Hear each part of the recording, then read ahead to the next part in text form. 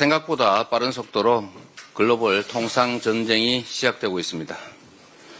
트럼프 대통령이 멕시코, 캐나다, 중국에 대한 관세를 확정했습니다. 해당 국가의 공장을 갖고 있는 우리 기업들도 직격탄을 맞았습니다. 국가적 위기 앞에 여야가 따로 있을 수 없습니다. 모두가 힘을 함께 모아야 되겠습니다. 우리 기업과 국익에 도움이 될 수 있는 방안을 찾아야 합니다. 그래서 국회에 통상특별위원회를 만들어서 초당적으로 대비할 것을 제안합니다. 국민의힘의 전향적 화답을 기대합니다. 위기 속에서 언제나 새로운 기회를 만들어낼 수 있도록 민주당이 최선을 다하겠습니다. 또 불필요한 핑계를 대면서 빠져나가지 않기를 바랍니다.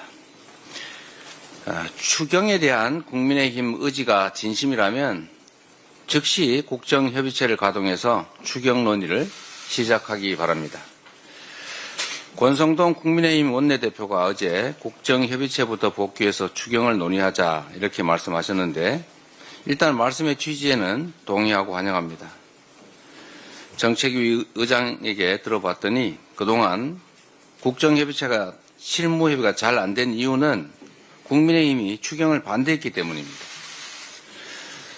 그런데 안철수 국민의힘 의원께서도 어제 20조 원 규모로 추경을 신속하게 추진하자라고 했으니 더 이상 머뭇거릴 필요가 없습니다. 최근에 국회 예산정책처도 예산 조기 집행만으로는 부족하다. 하반기 경기 둔화가 우려되니까 추경 논의를 서둘러야 된다라고 제언했습니다. 지금은 비상계엄 사태로 급락한 소비 심리와 멈춘 경제 심장을 되살려야 할 때입니다. 국민의힘은 더 이상 말 바꾸기로 국민을 기만하지 말고 또 특히 없는 말 지어내서 자꾸 거짓말하지 말고 신속한 추경 편성에 적극 협조하기 바랍니다. 권성동 국민의힘 원내대표가 또 거짓말을 하던데 이 국민의힘은 거짓말이 전매특허인지 특징인지 알 수가 없습니다. 국정협의체에 복귀하라고 그랬는데 우리가 언제 탈퇴했습니까? 우리가 계속 하고 있는데 실무협의가 자신들의 추경 거부로 진행이 안 되고 있는 판에 왜 그 얘기를 우리 야당이 불참한 것처럼 그렇게 얘기를 합니까? 정치를 하려면 신뢰가 있어야 되고 신뢰의 가장 기본은 거짓말하지 않는 겁니다. 앞으로는 좀 국민의힘이 거짓말할 때마다 거짓말의 번호를 매겨가지고 앞으로는 지적을 할 생각입니다. 그러지 말기 바랍니다. 이상입니다. 최상목 대행은 내란 공범을 자인하는 것입니까? 직무정지된 윤석열의 권한을 잠시 대행하고 있는 임명직 공무원에 불과한 최상목 대행이 선출된 대통령보다 더 큰 권한을 행사하고 있습니다. 벌써 거부권만 7번을 행사했고 내란 특검은 2번이나 거부했습니다. 권한 대행으로서 최소한의 소극적 권한 행사를 넘어섰고 국회의 입법권을 심각하게 침해했습니다. 위헌적 요소가 없고 여야 합의 정신을 최대한 반영했음에도 불구하고 부득부득 여야 합의를 요구하며 내란 특검을 거부한 최상목 대행의 태도는 상식과 민주주의 원리에 정면으로 반하는 것입니다. 내란 공범으로서 처벌을 피하려는 속셈이 아니라면 도저히 있을 수 없는 행태입니다. 12.3 비상계엄 선포 당일 윤석열에게서 받은 예산 문건 내용을 확인하지 않았다는 말은 새빨간 거짓말이었습니까? 지난 예산 시즌 막판에 예비비 2조 1,000억을 증액해달라고 저한테 왜 그리 집요하게 요구했는지 의문이 아니 들 수 없습니다. 특검을 거부하는 자가 범인이라더니 내란 특검을 거부한 최상목 대행은 내란 공범임을 자인한 것으로 해석할 수밖에 없습니다. 최상목은 헌법 위에 군림하는 특수 계급이 아닙니다.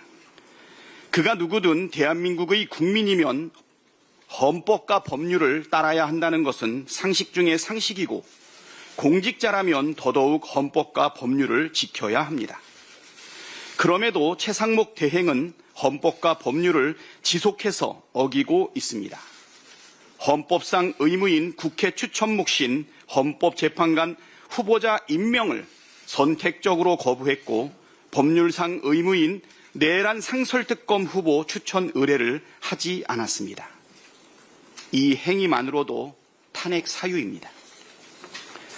오늘 헌법 최종 해석 권한이 있는 헌법재판소가 마흔혁 재판관 후보자 임명 거부와 관련한 권한쟁의 심판에 대해 판결을 내립니다. 헌법 취지에 비춰볼 때 마흔혁 재판관 임명 거부는 위헌 결정을 내릴 가능성이 매우 높습니다. 만일 최상목 대행이 헌법재판소의 결정에도 불구하고 마흔혁 재판관을 즉시 임명하지 않는다면 이는 내란 공범이라는 결정적 확증입니다. 이번에도 책임을 다하지 않는다면 민주당은 비상한 결단을 택할 수밖에 없다는 점을 분명히 해둡니다. 민주당의 경고가 허언으로 그친 적이 없음을 명심하기 바랍니다. 국민 여러분께서도 민주당의 불가피한 결단을 해량해 주실 것이라 믿습니다. 헌법과 민주주의를 파괴한 내란 공범을 선처할 이유가 없습니다. 바늘도둑이 소도둑되면 처벌은 더욱 커지게 마련입니다. 민주당은 최상목 대행이 과거 박근혜 국정농단 당시 직권남용 권리행사 방해 혐의로 고발된 사건을 잊지 않고 있습니다. 최상목 대행은 미르재단과 K스포츠재단에 수백억 대의 출연금 납입을 강요한 혐의를 받았으나 박영수 특검 및 윤석열 수사팀장의 자의적 기소권 행사로 기소당하지 않았습니다.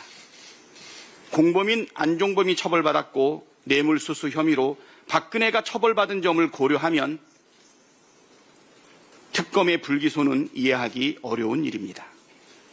처벌받아야 할 사람을 처벌하지 않고 대통령실 경제수석과 경제부총리로 임명한 것은 최상목 대행과 내란숙의 윤석열이 긴밀한 유착관계이자 공범이라는 강력한 증거입니다.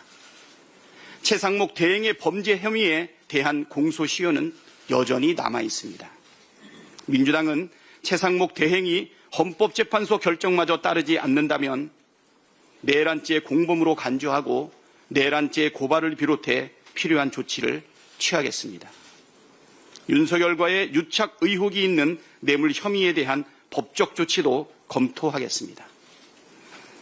바늘도둑이 소도둑되면 더 큰 처벌을 피할 수 없다는 점을 명심하시고 국민과 민주당의 인내를 더 이상 시험하지 마시고 이 어려운 상황을 극복하기 위한 권한 대행의 역할을 충실하게 해주시기를 간곡히 부탁합니다.